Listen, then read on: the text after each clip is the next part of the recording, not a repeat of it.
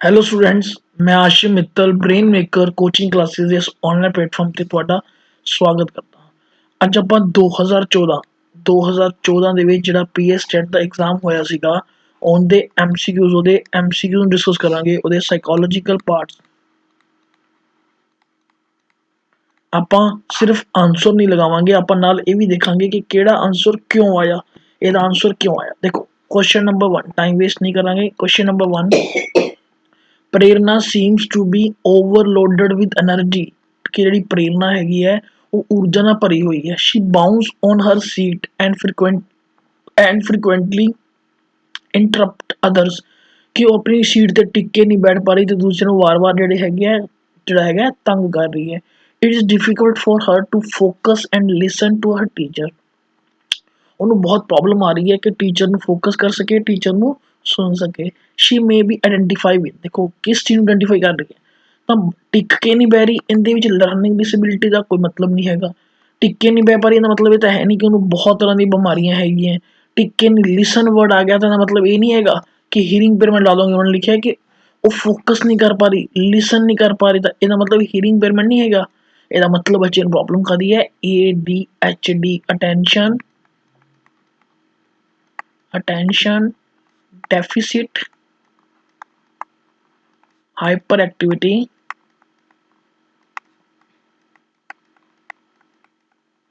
disorder। ਠੀਕ ਹੈ, ਯਾਦ ਰੱਖਿਓ ਇਹ ਡਿਵੈਲਪਮੈਂਟਲ ਡਿਸਆਰਡਰ ਹੈ ਤੇ ਇਹਦੇ ਕਾਰਨ ਇਹਦਾ ਰੀਜ਼ਨ ਹੋ ਸਕਦਾ ਹੈ ਕਿ ADHD ਵਾਲੇ ਬੱਚੇ ਨੂੰ ਸ਼ਾਇਦ ਲਰਨਿੰਗ ਡਿਸੇਬਿਲਿਟੀ ਵੀ ਹੋ ਜਾਏ। ਇੱਕ ਵਰਡ ਆਉਂਦਾ ਹੁੰਦਾ ADD, ਉਹਦੀ ਫੁੱਲ ਫਾਰਮ ਕੀ ਹੋਏਗੀ, ਅਟੈਂਸ਼ਨ ਡੈਫਿਸਿਟ ਡਿਸਆਰਡਰ। ਤਾਂ ਇਹਨਾਂ ਚੀਜ਼ਾਂ ਨੂੰ ਤੁਸੀਂ ਧਿਆਨ ਵਿੱਚ ਰੱਖਣਾ ਹੈ। ਕੁਐਸਚਨ ਨੰਬਰ 2, ਬੜਾ ਸਿੰਪਲ ਕੁਐਸਚਨ ਆਇਆ ਹੈ। The person with disability act 1995। ਦੇਖੋ, ਜਿਹੜਾ PWD ਫੁੱਲ ਫਾਰਮ ਵੀ ਆ ਸਕਦੀ ਹੈ। PWD ਕਦੋਂ ਆਇਆ, 1995 ਚ। ਇੰਪਲੀਮੈਂਟ ਕਦੋਂ ਹੋਇਆ, 1996 ਦੇ ਵਿੱਚ ਕੀ ਹੋਇਆ, ਅਪਲਾਈ ਹੋਇਆ, ਇੰਪਲੀਮੈਂਟ ਹੋਇਆ। ਤਾਂ ਇਹਦੇ ਵਿੱਚ ਉਹਨਾਂ ਨੇ ਇਕੁਅਲ ਓਪਰਚੁਨਿਟੀਜ਼ ਦੀ ਗੱਲ ਕੀਤੀ ਹੈ, ਬਿਲਕੁਲ ਪ੍ਰੋਟੈਕਸ਼ਨ ਆਫ ਰਾਈਟਸ ਦੀ ਗੱਲ ਕੀਤੀ ਹੈ, ਫੁੱਲ ਪਾਰਟਿਸਿਪੇਸ਼ਨ ਦੀ ਗੱਲ ਕੀਤੀ ਹੈ। ਤਾਂ ਜੀ ਇਸ ਕਰਕੇ ਬੜਾ ਸਿੰਪਲ ਇਹਦਾ ਆਂਸਰ ਆ ਜਾਏਗਾ ਡੀ ਆਪਸ਼ਨ। ਕੁਐਸਚਨ ਨੰਬਰ 3, ਬਹੁਤ ਸੌਖਾ ਪੇਪਰ ਸੀ ਬੱਚੇ ਵਾਲਾ। ਅਕੋਰਡਿੰਗ ਟੂ ਪਿਆਜੇ, at which of the stage does the child begins to think logically about abstract concept. ਦੇਖੋ, ਅਬਸਟਰੈਕਟ ਮਤਲਬ ਅਮੂਰਤ, ਠੀਕ ਹੈ। ਤਾਂ ਤੁਹਾਨੂੰ ਪਹਿਲੇ ਦੱਸਿਆ ਸੀ ਮੈਂ, ਅਮੂਰਤ ਚਿੰਤਨ। ਪਹਿਲਾਂ ਮੂਰਤ ਚਿੰਤਨ ਹੁੰਦਾ ਕੰਕਰੀਟ ਵਿੱਚ, ਜਿਹਨੂੰ ਆਪਾਂ 7 ਤੋਂ 11 ਕਹਿੰਦੇ ਹਾਂ, ਤੇ ਅਮੂਰਤ ਹੁੰਦਾ 11+। ਤਾਂ ਆਂਸਰ ਕੀ ਆ ਜਾਏਗਾ, ਬੀ ਆਪਸ਼ਨ। ਆਂਸਰ ਕੀ ਆ ਜਾਏਗਾ, formal operational state। Next question number 4, a change in a mental process that underlying all learning and performance can be referred as।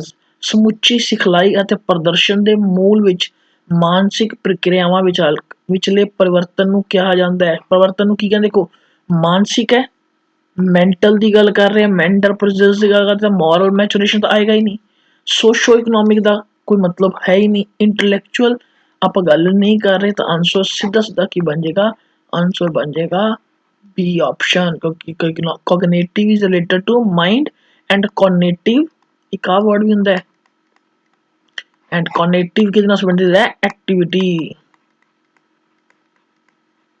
समझ गए, तो आंसर आ गया B option. Question number 5, dash involves an ability to manage your own thinking and problem solving. देखो, think about the thinking, ਇਹਨੂੰ ਕੀ ਬੋਲਦੇ ਆ, ਮੈਟਾ ਥਿੰਕਿੰਗ। ਠੀਕ ਹੈ, ਜਦੋਂ ਅਸੀਂ ਆਪਣੀ ਥਿੰਕਿੰਗ ਨੂੰ ਮੈਨੇਜ ਕਰ ਰਹੇ ਹਾਂ ਤਾਂ ਸੈਲਫ ਰੈਗੂਲੇਟ ਤਾਂ ਨਹੀਂ ਕਰ ਰਹੇ, ਐਕਸਪੈਰੀਮੈਂਟਲ ਇੰਟੈਲੀਜੈਂਸ ਤਾਂ ਨਹੀਂ ਹੈਗੀ, ਨਨ ਆਫ ਦਿਸ ਤਾਂ ਨਹੀਂ ਹੈਗਾ। ਬੱਚੇ ਕੀ ਹੈ, ਮੈਟਾ ਕੋਗਨੇਟਿਵ ਸਕਿੱਲ। ਇਹ ਕਿਹੜੀ ਸਕਿੱਲ ਹੈ, ਮੈਟਾ ਦਾ ਮਤਲਬ ਕੀ ਹੁੰਦਾ ਹੈ, ਮੈਟਾ ਦਾ ਮਤਲਬ ਕੀ ਹੁੰਦਾ ਹੈ, ਬਿਯੋਂਡ। ਠੀਕ ਹੈ, ਕਿ ਬਿਯੋਂਡ ਹੋ ਕੇ ਜਿਹੜਾ ਤੁਸੀਂ ਕੋਈ ਚੀਜ਼ ਨੂੰ ਸਿੱਖ ਰਹੇ ਹੋ। ਤਾਂ ਮੈਟਾ ਕੋਗਨੇਟਿਵ ਸਕਿੱਲਸ ਜਦੋਂ ਕੀ ਹੋਏਗਾ, ਮੈਨੇਜ ਕਰ ਰਹੇ ਹਾਂ ਆਪਣੀ ਥਿੰਕਿੰਗ ਨੂੰ ਤੇ ਪ੍ਰੋਬਲਮ ਸੋਲਵਿੰਗ ਨੂੰ। Very good. Question number 6, a curriculum modification program develops in written form to facilitate the educational experiences of each children with special need। देखो, ਹੁਣ ਆਪਾਂ ਗੱਲ ਕਰ ਰਹੇ ਹਾਂ ਪਰਸਨ ਵਿਦ ਸਪੈਸ਼ਲ ਨੀਡ, ਉਹਨਾਂ ਦੇ ਲਈ ਕਿਹੜਾ ਐਜੂਕੇਸ਼ਨ ਪ੍ਰੋਗਰਾਮ ਚਲਾਇਆ ਜਾਏਗਾ, ਆਇਡੈਂਟੀਫਿਕੇਸ਼ਨ ਨਹੀਂ ਬੱਚੇ, ਪੀਅਰ ਇੰਟਰੈਕਸ਼ਨ ਨਹੀਂ, ਸੈਲਫ ਅਸੈਸਮੈਂਟ ਨਹੀਂ। ਤਾਂ ਯਾਦ ਰੱਖਿਓ ਇਹਨਾਂ ਲਈ ਕਿਹੜਾ ਪ੍ਰੋਗਰਾਮ ਚਲਾਇਆ ਜਾਂਦਾ ਹੈ, ਇੰਡੀਵਿਜੂਅਲਾਈਜ਼ਡ ਐਜੂਕੇਸ਼ਨਲ ਪ੍ਰੋਗਰਾਮ, ਸੀ ਆਪਸ਼ਨ। ਇਹਨਾਂ ਲਈ ਕਿਹੜਾ ਪ੍ਰੋਗਰਾਮ ਚਲਾਇਆ ਜਾਂਦਾ ਹੈ, ਇੰਡੀਵਿਜੂਅਲਾਈਜ਼ਡ ਐਜੂਕੇਸ਼ਨਲ ਪ੍ਰੋਗਰਾਮ, ਮਤਲਬ ਇੰਡੀਵਿਜੂਅਲ ਅਟੈਂਸ਼ਨ ਦੀ ਇਹਨਾਂ ਨੂੰ ਕੀ ਹੁੰਦੀ ਹੈ, ਜ਼ਰੂਰਤ ਹੁੰਦੀ ਹੈ। क्वेश्चन नंबर 7 बहुत सिंपल है, a child from a rhyme to learn the order of planets. ठीक है, राइम कर रहा है प्लैनेट्स ਨੂੰ ਯਾਦ ਕਰਨ ਦੇ ਲਈ, ਤਾਂ ਇਹਨੂੰ ਆਪਾਂ ਕੀ ਬੋਲਾਂਗੇ, ਇਹਨੂੰ ਬੋਲਾਂਗੇ ਨਿਮੋਨਿਕਸ। ਹੈਰੀਓਸਟੀ ਕੀ ਹੁੰਦਾ ਹੈ ਕਿ ਓਵਰਆਲ।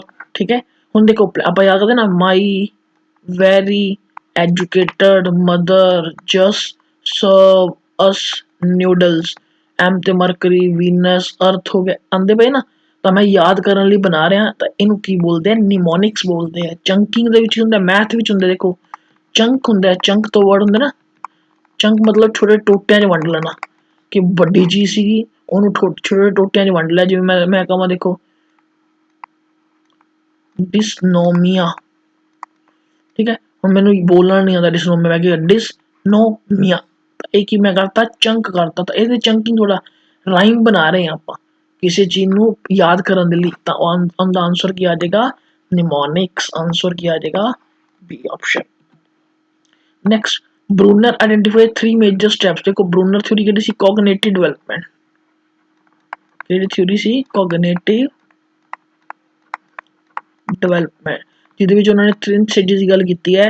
पहला किहड़ी सी, इनएक्टिव। पहला देखो इनएक्टिव कित्थे आ पिया, सीधा इनएक्टिव आंसर ही आ गया, बाकी तो है ही नहीं। पहली enactive, second iconic, third symbolic. Enactive the which की क्या सीगा, इनएक्टिव मतलब एक्टिविटी बेस्ड, एक्टिविटी बेस्ड। ठीक है, आइकॉनिक का मतलब की सीगा, images,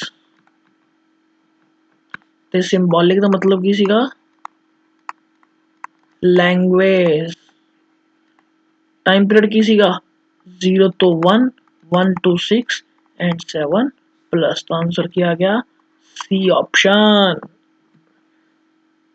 next question number 9, for a teacher the primary object of assessment should। देखो assessment ਦਾ मेन ऑब्जेक्ट की है, एरर्स ਨੂੰ ਲੱਭਣਾ नहीं, ये तो कोई कॉन्सेप्ट नहीं। Identification gap the achievement of student ने helping the bridging their gaps, हाँ जी बिल्कुल हो सकता है जी।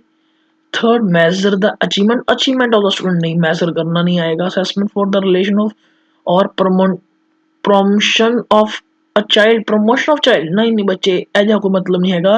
ਤਾਂ ਆਪਾਂ ਮੇਨ ਆਬਜੈਕਟਿਵ ਕੀ ਹੁੰਦਾ ਹੈ, ਤਾਂ ਕਿ ਉਹਨਾਂ ਦੀ ਅਚੀਵਮੈਂਟ ਦੇ ਵਿੱਚ ਜਿਹੜੀਆਂ ਗੈਪਸ ਕਮੀਆਂ ਆ ਰਹੀਆਂ ਉਹਨੂੰ ਦੂਰ ਕਰਕੇ, ਉਹਨਾਂ ਕਮੀਆਂ ਨੂੰ ਦੂਰ ਕਰਕੇ ਉਹਦੇ ਵਿੱਚ ਇੱਕ ਬ੍ਰਿਜ ਦੀ ਤਰ੍ਹਾਂ ਕੰਮ ਕੀਤਾ ਜਾਵੇ, ਤਾਂ ਕਿ ਉਹ ਕਮੀਆਂ ਨੂੰ ਓਵਰਲੈਪ ਕਰ ਦਿੱਤਾ ਜਾਵੇ। ਤਾਂ ਆਂਸਰ ਕੀ ਆ ਜਾਏਗਾ, ਆਂਸਰ ਆ ਜਾਏਗਾ बी ऑप्शन। क्वेश्चन नंबर 10, देखो नॉट पूछा ना, which is which of the following is not a part of social learning. Social learning की है, बेंडूला दी है। ठीक है, बेंडूला थ्योरी इन्होंने सिर्फ 3 टाइप्स की लर्निंग की गल की है, कि ऑब्जर्वेशन, इमिटेशन ते मॉडलिंग। इन्होंने बिहेवियर मैनिफेस्टेशन की गल नहीं की। ठीक है, व्यवहार प्रकट करने की गल नहीं की, सिर्फ 3 चीज़ की गल की है, ऑब्जर्वेशन, मॉडलिंग ते imitation. Question number 11, who among the following highlighted that learning is a socially mediated process। ये गल किने कही है, देखो सोशली मीडिएटेड, सोशल की गल की है Bandura, Ericsson, Vygotsky. Thorndike learning च है, कोलबर्ग मॉरल च, 2 ऑप्शन गई, पर एक गल एरिक्सन ने नहीं की क्योंकि ये थ्योरी कड़ी है साइको सोशल। ठीक है, इन्हें डेवलपमेंट की गल की है, इसका क्या एक गल की नहीं की है, वाइगॉस्की ने की। देखो लॉजिकल लगा के करोगे ना तो चीज़ थोड़ी गलत नहीं होएगी। क्वेश्चन नंबर 12, बड़ा इंटरेस्टिंग कंसेप्ट है, विच of the following is not a material of debate. किस चीज़ ऊपर डेवलपमेंटल साइकोलॉजी के टॉपिक के ऊपर डिबेट नहीं हो सकती। देखो नेचर नर्चर तो हो सकती है, कि जी नेचर मतलब हैरिडिटी, नर्चर मतलब इन्वायरमेंट, कि जी इनका हैरिडिटी का प्रभाव पिया कि इन्वायरमेंट का प्रभाव पिया। वन कोर्स ऑफ डेवलपमेंट या मैनी कोर्स ऑफ डेवलपमेंट, कि जी एक ਕੋਰਸ ਹੈਗੇ ਡਿਵੈਲਪਮੈਂਟ ਦਾ ਕਿ ਅਲੱਗ-ਅਲੱਗ ਤਰ੍ਹਾਂ ਦੇ ਕੋਰਸਿਸ ਹੋ ਸਕਦੇ, ਇਹਦੇ ਵੀ ਆਪਾਂ ਡਿਬੇਟ ਆਪਾਂ ਜਿਹੜੀ ਹੈਗੀ ਕਰ ਸਕਦੇ ਹਾਂ। ਨੋ ਸਟੇਜ ਵਾਈਜ਼, ਨੋ ਸਟੇਜ ਮਤਲਬ ਜਿਹੜੀ ਡਿਵੈਲਪਮੈਂਟ ਹੈ ਉਹ ਸਟੇਜਾਂ 'ਚ ਹੁੰਦੀ ਹੈ ਕਿ ਵਿਦਆਊਟ ਸਟੇਜਿਸ ਹੁੰਦੀ ਹੈ, ਇਹਦੇ 'ਤੇ ਵੀ ਕਰ ਸਕਦੇ ਪਰ ਮਾਈਂਡ ਅਤੇ ਬੋਡੀ ਦਾ ਕੋਈ ਆਪਾਂ ਡਿਬੇਟ ਨਹੀਂ ਕਰ ਸਕਦੇ ਡਿਵੈਲਪਮੈਂਟਲ ਦੇ ਵਿੱਚ। ਤਾਂ ਆਨਸਰ ਕੀ ਆ ਗਿਆ? A option. आंसर क्या आ गया? A option. Question number 13, in which of the following stages children are able to engage in make believe play? make believe play किंदे विच है? देखो प्याजे ने make believe play की गल की है प्री ऑपरेशनल स्टेज, ठीक है। टाइम पीरियड की है 2 तो लेके 7 साल, मतलब दूजिया ते भरोसा करके बच्चा खेलना शुरू कर देना। आंसर क्या आएगा? आंसर आएगा बच्चे C option. Next question number 14, child is not able to conceptualize conservation of mass which logically operation is not able to carry out। कोई भी बच्चा द्रव्यमान की सुरक्षा की संकल्पना नहीं कर पा रहा तो वह केड़ी तार्किक क्रिया करने में असमर्थ है। देखो मेरी गल समझो कि लैक ऑफ कंजरवेशन की गल की सी, इस तरह एग्जाम्पल दी सी, एक आ बाउल है एक आ बाउल है, दोवां दे विचकार असीं की है बराबर पानी भरिया, तो बच्चा की कहेगा? बच्चा की कहेगा? बच्चा कहेगा जी ये भी ज़्यादा है, मतलब वो कंजरवेशन कर रहा है पर कि हिसाब नाल कर रहा है? सिर्फ हाइट के हिसाब नाल ते साइज के हिसाब नाल। तो मतलब उन्होंने ये समझ नहीं आ रहा कंजरवेशन की प्रॉब्लम है, तो उन्होंने केड़ा? देखो इक्विलिब्रियम नहीं होएगा क्योंकि उन्होंने बैलेंस हो गया। अडेप्टेशन, असिमिलेशन ते अकोमोडेशन दोवें आएंगे। इन्फ्रेंस अनुमान नहीं लगा पा रहा, प्रॉब्लम है उन्होंने, ठीक है ना, अनुमान दे विच प्रॉब्लम आ रही है।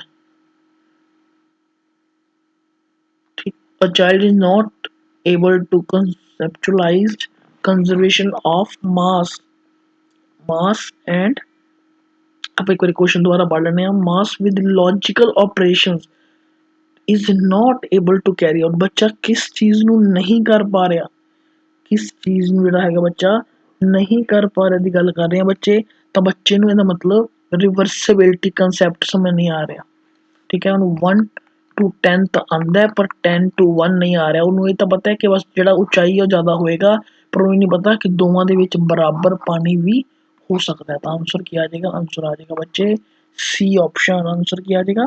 क्योंकि ना पहला मैंने इनफ्रेंस दे विच कन्फ्यूजन क्रिएट हो गई सी कि इनफ्रेंस आंसर बन सकता है कि, पर जो आप उन्होंने कंसैप्ट चंगी तरह पढ़िया तो अपना हुण क्लीयर हो गया कि वो गल तो की नहीं गई।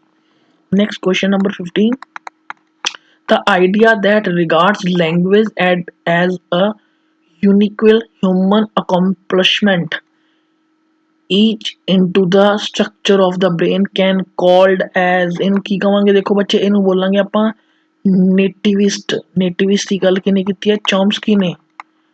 चॉम्स्की ने देखो इहदी गल कीती है, मतलब इन बॉर्न एबिलिटी की गल कीती है नेटिविस्ट दे विच चॉम्स्की ने। आंसर क्या आ जाएगा? C option. Question number 16, which of the following is important for language production of human. देखो लैंग्वेज प्रोडक्शन की गल कर रहे हैं, ह्यूमन दे विच लैंग्वेज प्रोडक्शन की गल कर रहे हैं, तो तुहानूं पता होना चाहिए कि अपने ना पहला इस तरह के 2 हैमिस्फेयर होंगे हैं, लैफ्ट हैमिस्फेयर ते राइट। मतलब जो मेरा राइट पार्ट स्ट्रोंग है तो लैफ्ट हैमिस्फेयर काम कर रहा है, जो लैफ्ट स्ट्रोंग है तो right hemisphere.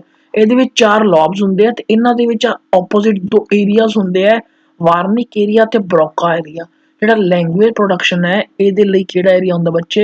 Broca area. Option क्या आ जाएगा? ऑप्शन आ जाएगी डी ऑप्शन। ऑप्शन क्या आ जाएगा बच्चे? D option. Question number 17, when a child give into the peer pressure then he may be said to, मतलब जो कोई बच्चा पीयर प्रेशर ਦੇ ਵਿੱਚ कोई काम कर रहा है तो की कर रहा है? कंपटीशन, लड़ाई थोड़ा कर रहा है, कॉपरेशन थोड़ा कर रहा है, कंफाउंडिंग पुश थोड़ा कर रहा है, और की कर रहा है? जस्ट की कर रहा है? फॉलो कर रहे हैं। मतलब जो मैं किसी के प्रैशर के विच कोई काम कर रहा तो मैं की करांगा? मैं की करांगा? जस्ट बच्चे फॉलो करांगा। Question number 18, question number 18 full form पूछी गई है FAS। देखो एस का मतलब पहला समझो, इनू आपां सिम्पटम नहीं कहांगे, इनू आपां सिम्पटम नहीं कहांगे, ये जां तां इनू आपां की कहांगे? सिंड्रोम, या आपां इनू सिंड्रोम जिहड़ा कह सकते हैं या स्पैक्ट्रम कह सकते हैं, या आप की कह सकते हैं स्पैक्ट्रम। सिम्पटम्स नहीं कहांगे तो सिम्पटम्स देखो सिम्पटम्स गए, तीनों गए, इको ही रह गया। FAS की फुल फॉर्म की बन जाएगी? फीटल एल्कोहल सिंड्रोम, ठीक है। ये उन्होंने बच्चों ਨੂੰ ਹੁੰਦੀ ਹੈ, इंडिया ਦੇ ਵਿੱਚ प्रॉब्लम बहुत घट है, फॉरन ਦੇ ਵਿੱਚ सब तो ज़्यादा प्रॉब्लम FAS ਦੀ है, क्योंकि उन्होंने बच्चों ਨੂੰ ਹੁੰਦੀ ਹੈ ਜਿਨ੍ਹਾਂ ਦੀ मदर ਪ੍ਰੈਗਨੈਂਸੀ ਦੇ टाइम ਤੇ ਕੀ ਕਰਦੀ ਹੈ, ड्रिंक करती है। Next question number 19, which of the following is not a way of formative assessment. CCE विचों क्वेश्चन आ गया, ठीक है। फॉर्मेटिव की होंगे, फॉर्मेटिव जी लगातार हो रही है, असाइनमेंट्स भी लगातार हो रही है, ग्रुप वर्क भी हो रहा है, डिस्कशन भी हो रही है। एनुअल एग्जाम थोड़ा क्या आ गया, सुमेटिव की आ गया बच्चे, सुमेटिव अवैल्यूएशन। क्वेश्चन नंबर 20, फटाफट देखो, सौखे क्वेश्चन है, टाइम वेस्ट करने का कोई फायदा नहीं। Which of the following is the most highlighted by the National Curriculum Framework position paper on the examination reform। देखो पहला पता होवे या NCF है, एक कदों दी गल हो रही है, 2005 दी गल हो रही है। मोस्ट हाईलाइटिंग देखो ओपन बुक एग्जाम ठीक है, पर मोस्ट हाईलाइटिंग नहीं हैगा।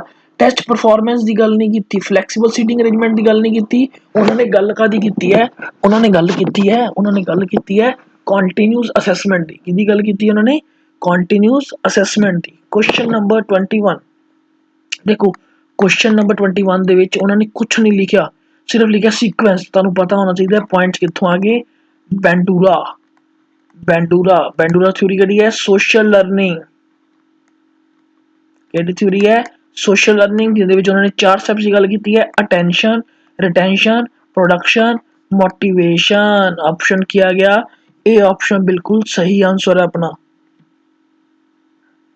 Question number 22, question number 22, which of the following is not involve the mechanism by children develop their knowledge through social dialogue. हुण देखो सोशल डायलॉग पॉइंट सारे आ गए, सोसाइटी दे वाइगोस्की वाइगोस्की दे आ गए या बेंडूरा दे आएंगे, ठीक है। तो स्कैफोल्डिंग बिल्कुल है जी, ZPD बिल्कुल है जी, सोशल लर्निंग बिल्कुल, पर इंटरनलाइजेशन इन गल प्याजे ने की है, यदि गल करने वाला प्याजे है, सोसाइटी नाल रिलेटेड नहीं हैगा।